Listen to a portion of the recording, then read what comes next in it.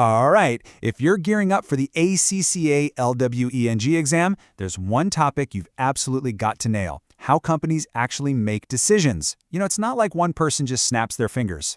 So today, we are pulling back the curtain on the formal machinery behind every big corporate move, the world of meetings and resolutions.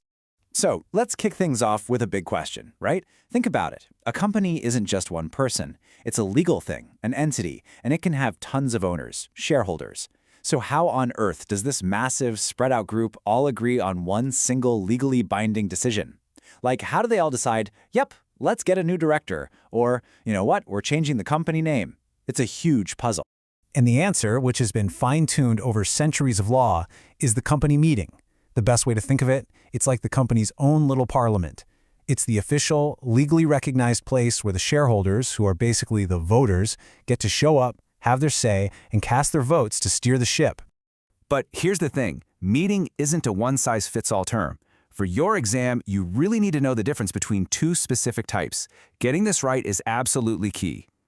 Okay, so you've got two main players on the field here. First, there's the AGM, the Annual General Meeting. That name kind of gives it away, right? It's the big one that happens once a year, and it's all about handling the routine stuff. Then you've got the General Meeting, or GM. Think of this one as the company's emergency hotline. It gets called only when something urgent pops up that just can't wait for the next AGM. So yeah, a general meeting is all about speed and dealing with the unexpected. Let's say a surprise takeover bid lands on the table. The board can't just sit on that for 10 months until the next scheduled meeting. Nope. They'd call a GM right then and there to tackle that one specific issue. The AGM, on the other hand, is the complete opposite. It's the steady, predictable heartbeat of the company. It's mandatory. It has to happen every single year. It's where all the essential, legally required business gets done, like clockwork. Signing off on the accounts, bringing in the auditors, picking directors. It's the company's annual health check. Okay, so now we know where the decisions get made. But how does a simple show of hands in a stuffy meeting room actually become a real, legally binding action? It needs an official stamp. And that's where something called a resolution comes into play. A resolution is basically the legal magic wand. It's the formal document that turns a simple vote into an official decision. It's the proof, the legal seal of approval, that makes what the shareholders decided binding on everyone. Without a properly passed resolution, a vote is it's just talk. It has no legal power. Right, now this is the part where you really need to lean in, because the numbers matter a lot. See, not all decisions carry the same weight. Some just need a basic nod of approval, while others, the really big ones, need a huge amount of support. And these different levels of agreement, they're all about the voting thresholds. For the ACCA exam, you've got to be super comfortable with these three: the ordinary resolution, the special resolution, and then there's this other one that's a bit different, the written resolution. Let's break them down one by one. We're going to start with the most common one, the absolute workhorse of company decision-making, the ordinary resolution. Just think of this one as the default setting. It's what you use for all the normal day-to-day business of a company. Things like bringing on a new director or giving the final dividend the thumbs up.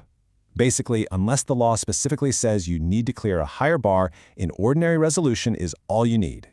So, what's the magic number to get one of these passed? Well, it's the most basic test in corporate democracy, a simple majority. Yep, just a sliver over 50% of the votes that are actually cast. So if 100 people vote, you just need 51 of them to say yes. It's literally just more people for it than against it. Simple as that. Okay, but what about those really massive decisions? The ones that could change the very DNA of the company? Well, for those, we got to raise the bar. We need a special resolution. Now we're talking about the big stuff, the game changers. Things like changing the company's own rulebook, its constitution, or deciding to change its legal name. Because these aren't just everyday decisions. The law says, whoa, hold on, we need a much higher level of agreement for this. For these kinds of decisions, that simple majority just isn't going to cut it. Not even close. The law demands what's called a supermajority. It's a much, much tougher hurdle to clear. And here it is. This is the number you absolutely have to remember: 75%. At least 3/4 of the votes have to be in favor. Now, why so high? Well, it's a safety measure, really.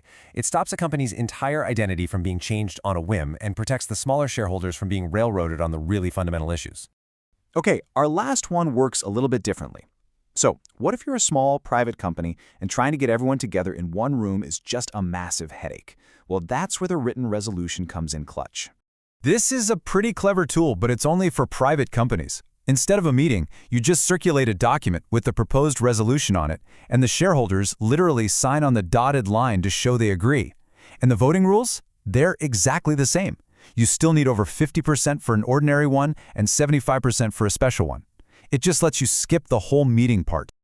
Okay, let's pull all that together. Seriously, if you're going to screenshot a slide, this is the one. You've got your ordinary resolution, that's your 50% for everyday business. You've got your special resolution, the big, greater than 75% for those massive constitutional changes. And the written resolution? It uses the same numbers. It's just a way to do it without a meeting. Clean, simple, and 100% need to know. Wow, we've covered a ton of ground. So let's do a super quick recap of the absolute must-know facts for your exam. These are the things that are almost guaranteed to pop up in questions. All right, let's lock this in. AGM, that's your annual checkout. GM, that's the emergency room. Ordinary vote, just over 50% for the normal stuff. Special vote, a whopping 75% or more for the really big changes. And that written resolution, that's your meeting-free shortcut. But remember, the voting rules don't change. Got it? Good.